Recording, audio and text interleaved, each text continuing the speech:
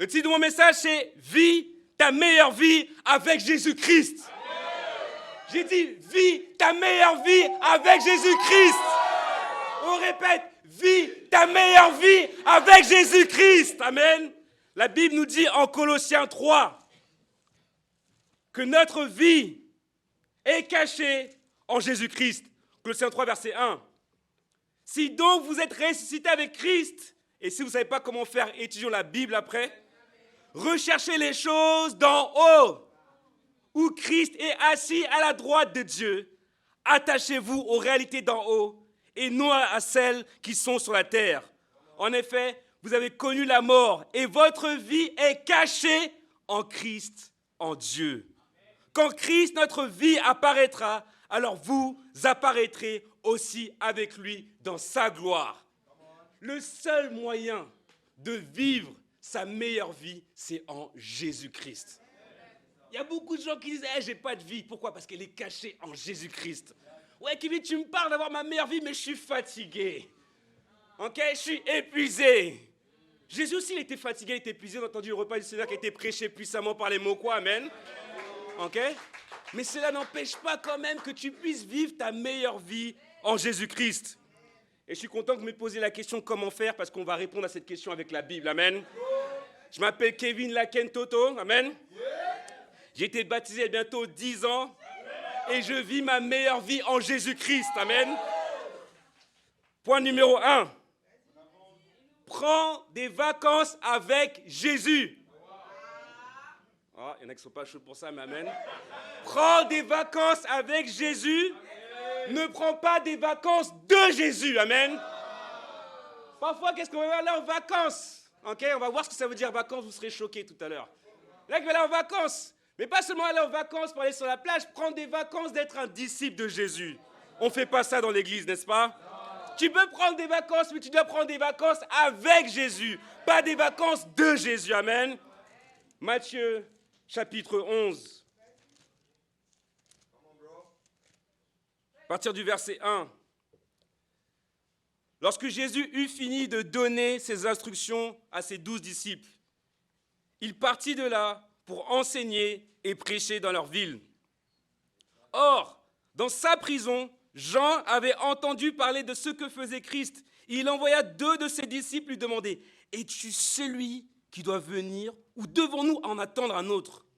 Jésus leur répondit « Allez rapporter à Jean ce que vous entendez et ce que vous voyez. Les aveugles voient, les boiteux marchent, les lépreux sont purifiés, les sourds entendent, les morts ressuscitent et la bonne nouvelle est annoncée aux pauvres. Heureux celui pour qui je ne représenterai pas un obstacle. » Ici, on arrive à un moment où le ministère de Jésus est remis en question.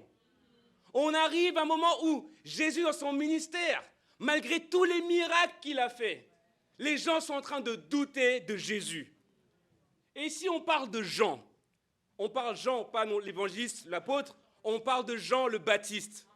Même Jean le Baptiste, celui qui a baptisé Jésus, celui qui a prophétisé la venue du royaume de Dieu, est en train de douter de Jésus. Est-ce que ça vous arrive de douter? Moi, ça m'arrive. Il y en a même ce matin, je les regarde, ils sont en train de douter. Pourquoi ce mec est en train de crier dans un micro? Ok? T'inquiète pas, si tu doutes, tu es au bon endroit. Amen. Parce que Jésus a quelque chose à te dire. Et donc même, c'est pas seulement les gens, mais même Jean le Baptiste doute de Jésus. Et donc il prend 2 de ses disciples et il les envoie vers Jésus pour lui poser la question, est-ce que tu étais vraiment le Messie, celui qui devait venir? Et il y en a certains qui ont été invités ce matin et qui sont venus tester Jésus. C'est la meilleure décision que vous ayez prise. Amen.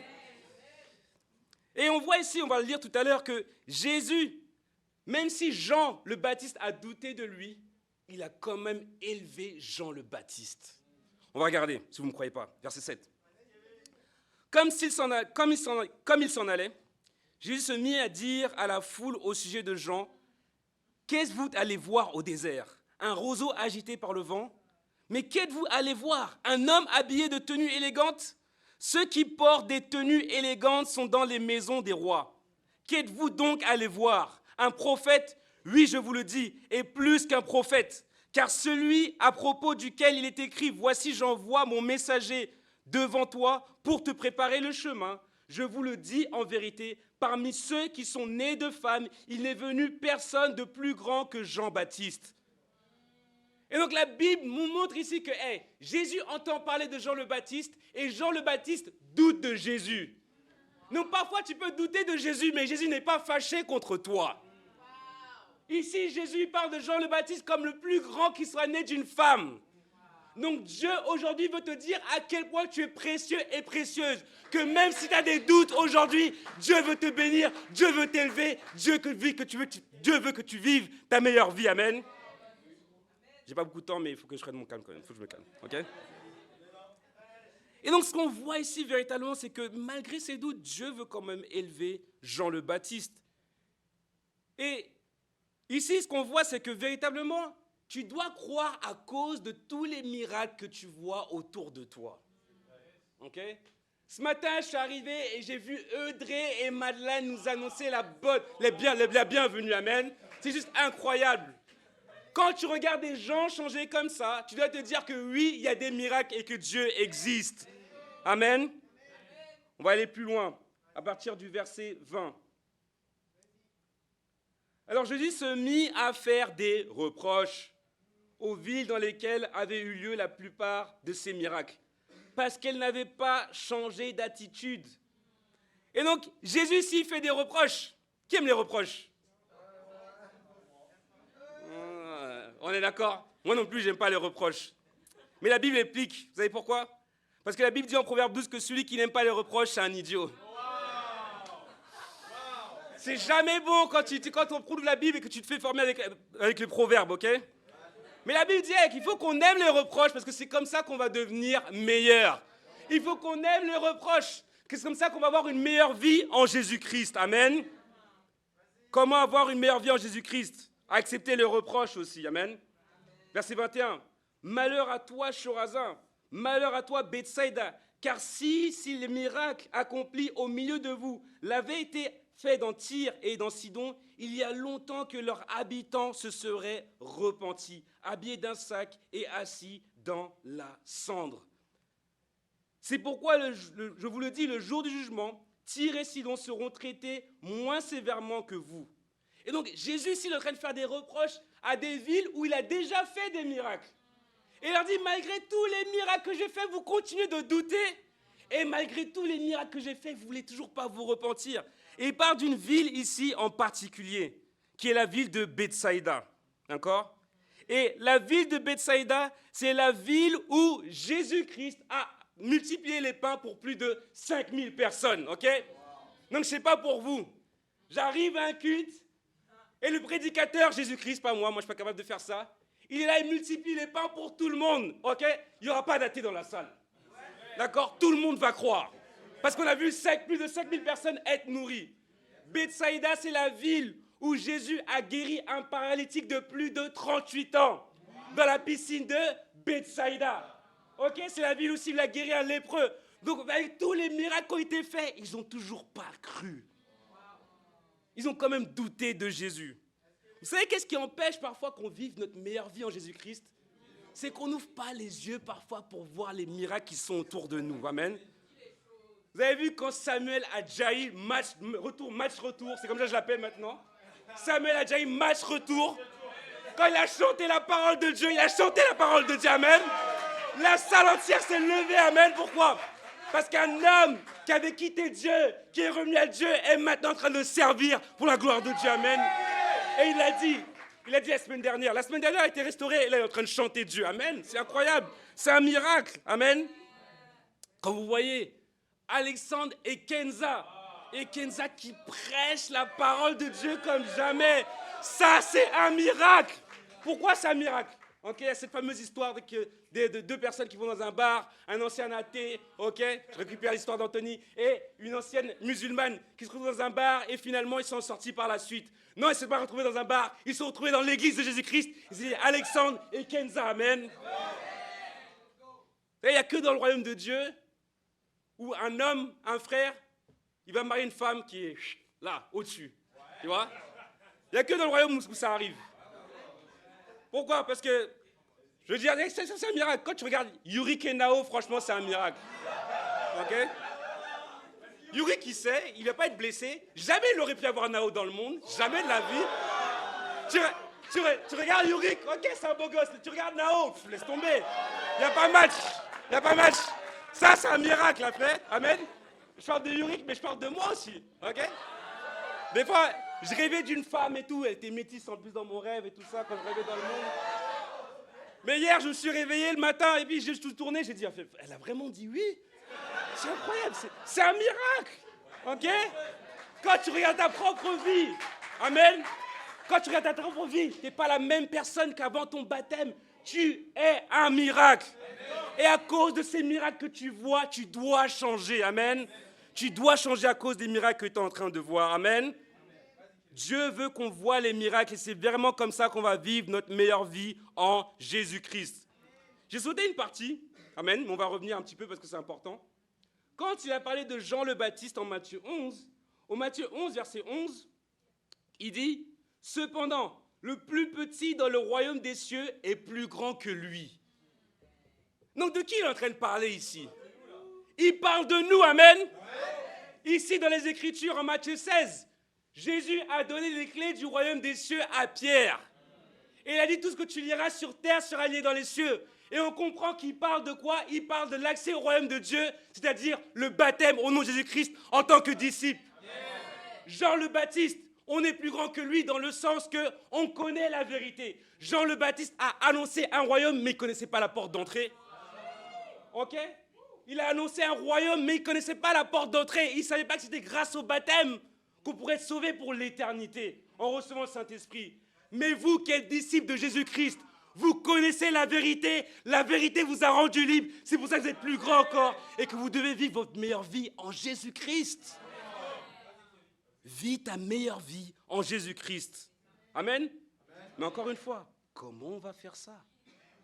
Verset 28, Matthieu 11, toujours. Venez à moi, vous tous qui êtes fatigués. Et je sais qu'il y en a ici qui sont fatigués. Ok? Mais ça tombe bien, parce que Jésus nous dit de venir à lui. Il ne faut pas mentir. Oh non, nous, on n'est pas fatigués. On est des disciples, on est super forts, il n'y a pas de souci, il n'y a pas de problème. Si tu n'es pas fatigué, c'est que tu n'es pas en train de partager ta foi. Si tu n'es pas fatigué, c'est que tu n'es pas en train de te rapprocher de Jésus. On ne t'a pas promis que ce sera les vacances. On t'a dit que tu seras fatigué, mais prends des vacances avec Jésus. Prends pas des vacances de Jésus. Amen. Fatigué et courbé. Bon, on arrive à l'église, on est comme ça. Ouais, c'est courbé sous un fardeau. Et je vous donnerai du repos. Acceptez mes exigences. Dans d'autres termes, acceptez mon joug. Et laissez-vous instruire par moi, car je suis doux et humble de cœur. Et vous trouverez le repos pour votre âme. En effet, mes exigences sont bonnes et mon fardeau léger. Et donc, un fardeau, c'est ce que vous voyez derrière moi. Un joug. Ok? Un joug, c'est cette poutre de bois que vous voyez au-dessus des deux bœufs. Ok? Et ils ont été confectionnés de telle sorte à ce qu'on puisse avoir deux bœufs qui sont en train de porter le joug.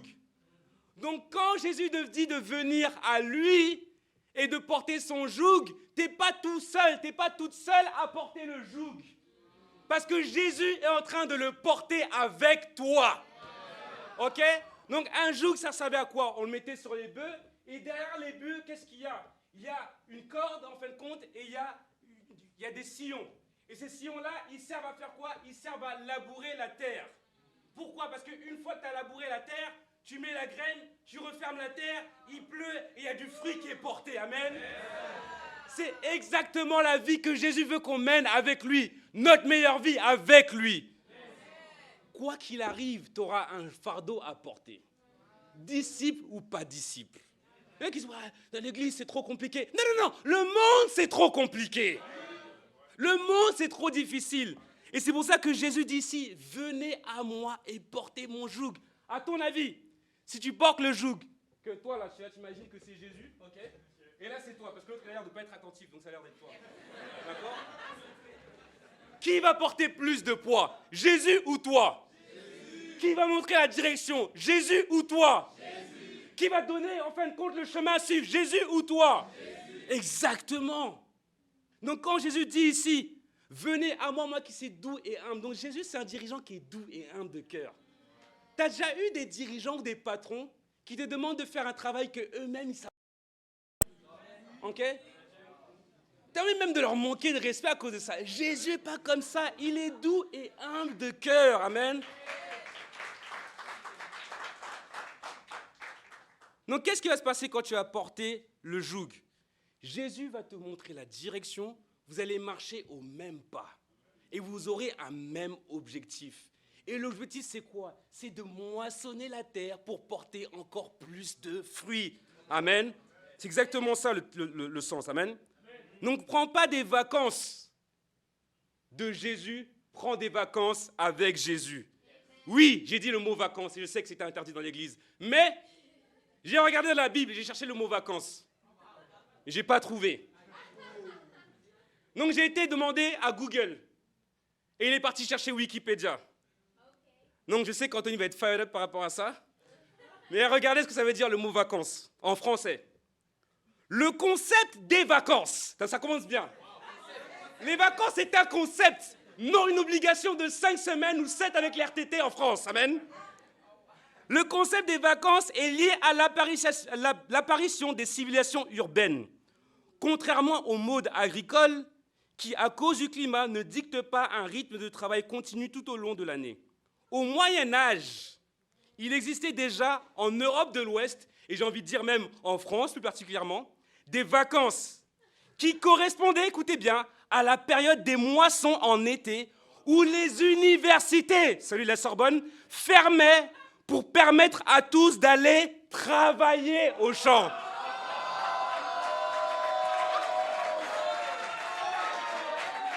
Oh!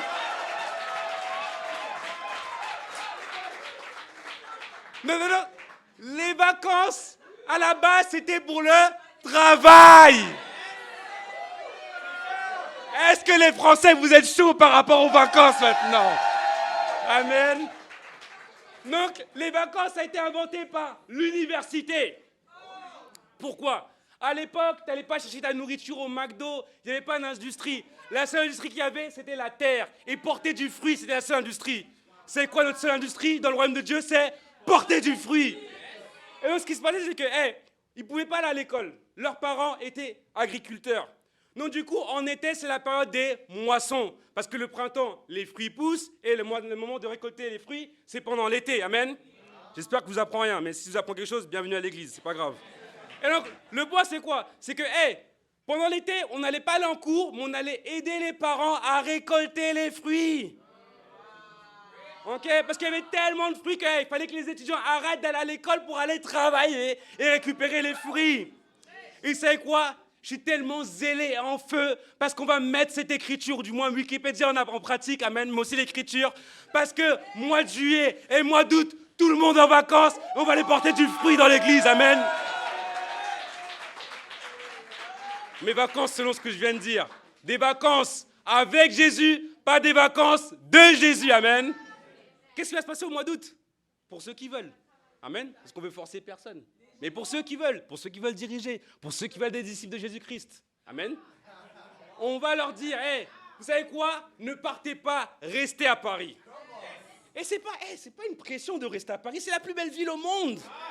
Et qu'est-ce qu'on va faire pendant le mois d'août? On va partager notre foi ensemble tous les jours. On va découvrir des nouveaux restos. On va découvrir des nouveaux endroits dans Paris. On va chanter, on va danser. On va partager notre foi. On va étudier. On va baptiser chaque jour du mois d'août. Amen. 31 baptêmes au mois d'août. Pourquoi? Parce qu'on va prendre des vacances avec Jésus. On ne va pas prendre des vacances de Jésus. Il y a la moitié de la salle qui est en feu et les autres, ils ont peur. Amen. Mais ça va aller. Donnez-leur la foi aussi. Ils n'ont pas de vacances. Comment ça se fait? On t'a dit les vacances, c'est pour travailler. Arrête d'avoir peur. Amen. Mais je vais vous dire quelque chose. Dieu va faire des choses incroyables si on prend des vacances avec lui et pas de lui. Amen. Comment avoir vivre ta meilleure vie avec Jésus-Christ? Deuxième point. Pression démon. ou pression diamant? La pression, je sais qu'Assidi elle dit mieux que moi. You're either a demon or a diamond. C'est mieux qu'elle le dit, mais moi j'arrive pas. C'est mieux qu'elle le dit, mais je l'ai pris d'elle. Pression démon ou pression diamant. Amen. Marc 10, à partir du verset 17. La pression va faire deux choses sur toi. Ok? Soit elle va te transformer en démon, soit elle va te transformer en diamant. Comment on fait pour avoir du jus d'orange pressé? On met la pression. Ok? Comment savoir si cette chose orange, c'est vraiment une orange? Tu mets la pression et qu'est-ce qui sort? Du jus d'orange. Ok? Moi, j'aime bien le jus de raisin. D'accord? Quand tu prends du jus de raisin, comment savoir si c'est vraiment un raisin? Tu mets la pression et qu'est-ce qui sort? Du jus de raisin. Quand tu prends un disciple de Jésus-Christ et que tu mets la pression, c'est ce qui va se passer? Qui va sortir? Un disciple de Jésus-Christ. Les caractéristiques de Jésus-Christ. Amen? C'est ce qui va sortir. Comment on fait un diamant et qu'on le met au bout d'une bague et qu'on le donne à une sœur et qu'on lui demande est-ce que tu veux être ma femme? Mais avant ça, il faut être en sortie et tout ça. Amen? Comment ça se passe? Ça demande de la pression. Un diamant, c'est formé sous quoi? C'est formé sous terre. D'accord? Et la nature même, c'est d'abord du charbon. D'accord? Mais c'est dans le noir et sous terre et sous pression pendant longtemps. Et ensuite, on va le sortir. Qu'est-ce qui se passe? Vous avez le diamant? Non. C'est encore tout noir. Qu'est-ce qu'il faut faire? Il faut le tailler, le confectionner. Amen? Et le nombre de carats, ça détermine la valeur, en fin de compte, du diamant. L'illustration, c'est quoi? Quand Dieu t'a récupéré, tu étais sous terre. Il t'a sorti au travers des eaux du baptême et t'es ressuscité avec lui. Mais tu n'es pas encore un diamant au sens du terme du diamant. Même si tu as les ADN du diamant. Qu'est-ce qu'il faut qu'il se passe? La formation, que tu sois taillé, amen. Et la formation, c'est comme travail, ce n'est pas un gros mot, amen. C'est la grâce de Dieu. Tu es taillé, ensuite tu deviens quoi? Tu deviens un diamant pour Dieu, amen. Et c'est ce que Dieu veut, que tu sois un diamant. Marc 10, verset 17. Comme Jésus se mettait en chemin, un homme accourut et se jeta à genoux devant lui. « Bon maître, lui demanda-t-il, que dois-je faire pour hériter de la vie éternelle ?» La meilleure question à poser à Jésus. La plus intelligente, la plus perspicace, la plus droite. Comment faire pour avoir la vie éternelle? Ok? Et ceux qui ne savent pas, étudions la Bible après. Verset 18. Jésus lui dit, « Pourquoi m'appelles-tu bon? Personne n'est bon si ce n'est Dieu seul. Tu connais les commandements. Tu ne commettras pas d'adultère, tu ne commettras pas de meurtre, tu ne commettras pas de vol, tu ne porteras pas de faux témoignages, tu ne feras de tort à personne. Honore ton père et ta mère. » Il lui répondit, « Maître, j'ai respecté tous ces